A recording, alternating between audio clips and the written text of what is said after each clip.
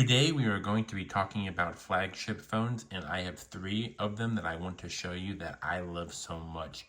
One of them is sadly not with us because I decided to break it, but I'm going to talk about it regardless.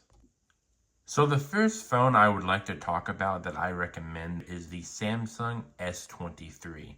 Now let me explain why I love this phone so much. This phone is small and it's only about 2 years old, but it has an amazing Snapdragon 8 chipset. This can play dumb games like this, or it even was pretty good with my benchmark, which is Arknight's Infield. It was able to play Arknight's Infield pretty decently, actually. Another great thing about this device is that it has a 120 Hz display. And if you're asking me, that's a pretty good thing for a phone that's under $300. The cameras on this device are actually really good for what you're going to be paying for this device. It has a 12 megapixel front camera, but it has a 50 megapixel back main camera. That's amazing if you ask me for a flagship. This doesn't even break $200 depending on the condition of the device that you want in the storage. Mine is 128 gigabytes and, well, as you can see, it's pretty roughed up. I have used this phone for social media and recording a couple YouTube videos, and I can say that this is a great phone for a person who's wanting to start a YouTube channel. This is an amazing phone for such a great budget. And if you want to spend closer to the $300 mark, well, you can definitely get a 256 gigabyte phone. But, I mean, if you're asking me, if you're going to use this as a YouTube phone, you really don't need more than 128 gigabytes. But if you're planning on using this phone for your daily phone, there is one thing I'll have to say. You might want to get the 256 gigabyte one, and you also do want to carry around a fast charger wherever you go. This does not have the best battery at all. It has closer to actually 4,000 milliamp, but that is still pretty darn small for a main flagship phone that you're going to be carrying around with you doing basically everything. So yes, please bring a fast charger with you. And this does support fast charging.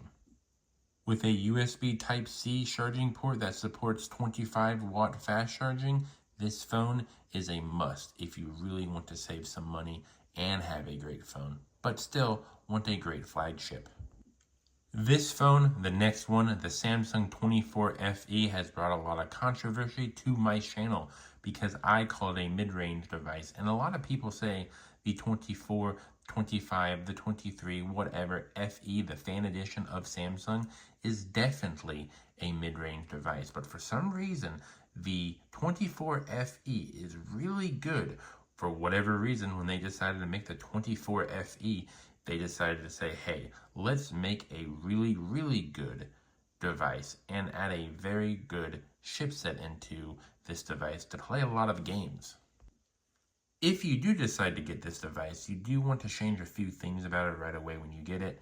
Like the display rate will automatically be set at 60, as well as the S23, you want to change that.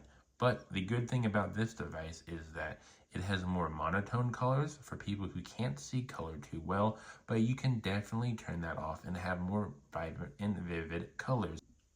As you can tell, compared to the S23, this has an amazing display at 6.7 inches, and it has a AMOLED display, or a 2x AMOLED display. I'm not 100% sure with all that jargon, but this does look a lot more vibrant if you turn off the monotone colors that it originally decides to come with.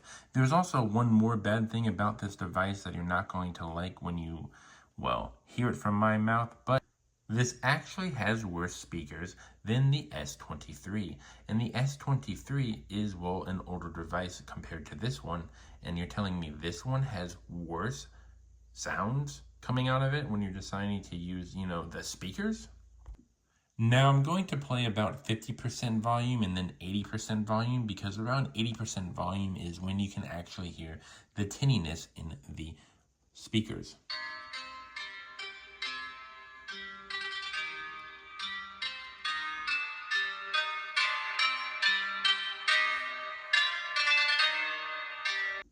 That song was cool, but let's go with a nicer sounding song. 50% volume, by the way. Going to put it up at 80 pretty soon.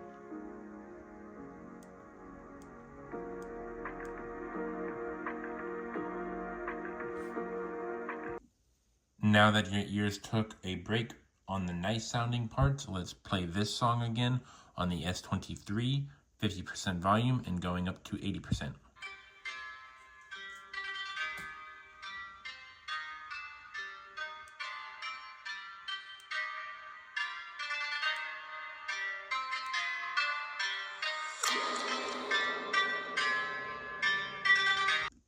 So yes, the Samsung 24 FE is better when it comes to actually like filling a whole room out, but you can definitely hear the tinniness of it.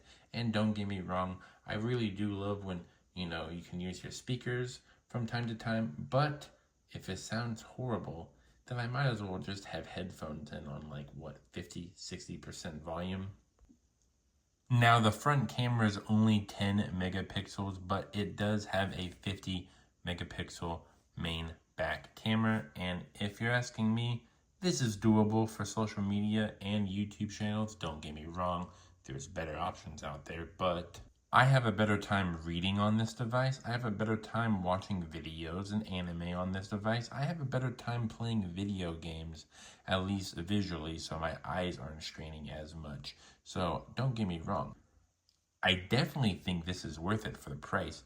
It's just around $60 to $70 more than the S23. So the Samsung S24 Fan Edition being $255, which is what, 60 to 70 bucks more, is a fantastic deal, and you definitely need to grab it.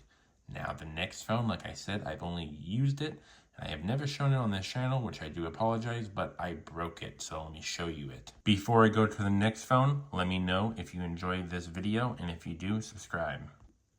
The Apple i14 Plus is one of the best devices you can get within this bracket. Do not get me wrong. The Pro Max is a lot better, but for like 150 bucks more, no thank you. When it comes to this device, it has very decent cameras, it has very decent battery life, and it has a pretty good display. The only bad thing about the Apple devices, and you know this, is until recently with the iPhone 17 Pro Max, they've always had 60 Hz displays. This has a 60 Hz display. And if you're asking me, that's a horrible thing to have on modern devices. But hey, this is still an older flagship and older Apple we're talking about, so there you go. There's also one more major big problem with this, and do you know what that is? It does not have USB Type-C. They only started USB Type-C on the iPhone 15 series, so with this, if your family is using USB Type-C and you're using this phone, well, sadly, you're going to be the odd one in the family. So these are the best 3 flagships for $300 or under that I would recommend. Let me know what you guys think, and if you enjoyed this video, please subscribe. I would really like it.